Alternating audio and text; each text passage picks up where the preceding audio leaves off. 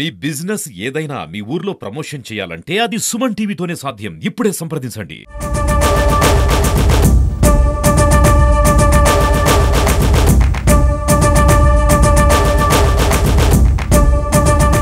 పశుసంవర్ధక శాఖ జిల్లా అధికారి జాయింట్ డైరెక్టర్ డాక్టర్ శ్రీనివాస్ మాట్లాడుతున్నాను. మెయిన్గా ఇప్పుడు కొంచెం ప్రజలను వేధిస్తున్న సమస్య ఏంటంటే బర్డ్ ఫ్లూ జబ్బు తూర్పు పశ్చిమ గోదావరి జిల్లాల్లో ఎక్కువగా ప్రబలింది.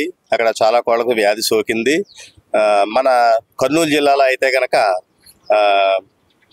ఒక ఎన్ఆర్పేట అనే ప్రదేశంలో ఒక అతను రాజు అన్న అతను ఈ ఖజానా బాతులు మెయింటైన్ చేసుకుంటున్నాడు. ఒక 25 బాతులు మెయింటైన్ చేసుకుంటున్నాడు. అందులో వాటికి ఈ జబ్బు సోకి ఒక 15 బాతులు చనిపోవడం జరిగింది. ఆ చనిపోవడం తోటి వాళ్ళు మా ఆసుపత్రిని కన్సల్ట్ అయ్యారు. కన్సల్ట్ అవ్వగానే ఈ శాంపుల్స్ తీసి భోపాల్ ల్యాబ్కి పంపించడం జరిగింది. అందులో ఒక బాతుకి ఈ మన బర్డ్ ఫ్లూ జబ్బు నిర్ధారణ అయింది. నిర్ధారణ అవ్వగానే అతని దగ్గర ఉన్న రిమైనింగ్ 10 బాతుల్ని కల్లింగ్ చేయడం జరిగింది. దాన్ని శాస్త్రీయ పద్ధతుల్లో పూడ్చివేయడం జరిగింది. అందువల్ల మన ఏరియాని ఎన్ఆర్పేటకి సరౌండింగ్ 1 కిలోమీటర్ ఏరియాని రెడ్ జోన్గా డిక్లేర్ చేయడం జరిగింది.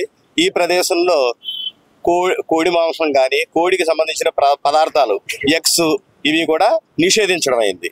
అందువల్ల ఇక్కడున్న ఈ చికెన్ షాపులు మటన్ షాపుల్లో ఈ చికెన్ ఎట్టి పరిస్థితుల్లోనూ అమ్మరాదు, ఎవరు కొనరాదు, ఇది డిక్లేర్ చేయడం అయింది. అందువల్ల ఈ 1 మంత్ వరకు మేము చూస్తాము. ఇక్కడైనా అవుట్ బ్రేక్స్ లేవు అని నిర్ధారణ అయితే కనుక మళ్ళీ మేము శాంపుల్స్ కలెక్ట్ చేసి సేరమ్మది సర్వేకి అనాలిసిస్కి పంపుతాము.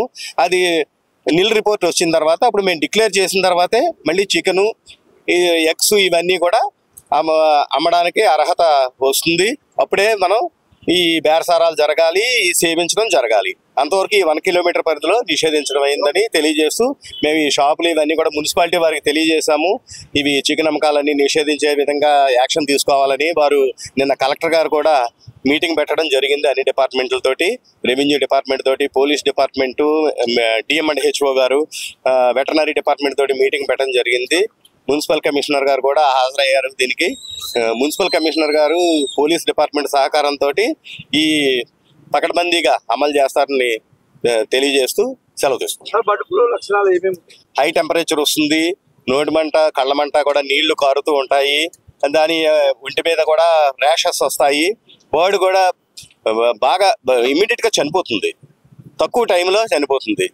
ఎక్కువ బర్డ్స్కి ఎఫెక్ట్ అవుతుంది, తక్కువ టైంలో చనిపోతుంది. ఇవి మెయిన్ లక్షణాలు ఉంటాయి. ఈ వైరస్కి మనిషికి సోకే అవకాశం ఉంది. కానీ మన రాష్ట్రంలో ఒక కేసు కూడా ఇంతవరకు రికార్డ్ అయి ఉండలేదు. మెయిన్గా ఈ వండిన మాంసం తినడం వల్ల 100 degrees టెంపరేచర్కి మనం ఎలాగా కుక్కుడు మీటు 100 degrees టెంపరేచర్కి వెళ్తుంది. 50 degreesకి వెళ్ళగానే ఈ వైరస్ కిల్ అవుతుంది. కాబట్టి మనుషులకు వ్యాపించే అవకాశం తక్కువ ఉంది. కానీ ఈ మీట్ని హ్యాండ్లింగ్ చేసేవాళ్ళు, పౌల్ట్రీ ఫార్మ్స్లో పనిచేసేవాళ్ళు, జబ్బుతో ఉన్న పశువులతో డీల్ చేసే వాళ్ళకి ఈ వ్యాధి సోకే అవకాశం ఉంది. కాబట్టి తగు జాగ్రత్తలు తీసుకోవాల్సిందిగా ప్రజలను కోరడమైంది. ఫ్లూ లక్షణాలు ఉంటాయండి. మెయిన్గా జ్వరము, దగ్గు, రొంప, జలుబు ఇవన్నీ ఉంటాయి. మెయిన్గాను కళ్ళ మంట, నీరు కారుతుంది, కానీ కళ్ళు కలగా ఉండే అవకాశం లేదు. ఫ్లూ లక్షణాలు ఉంటాయి మెయిన్గా.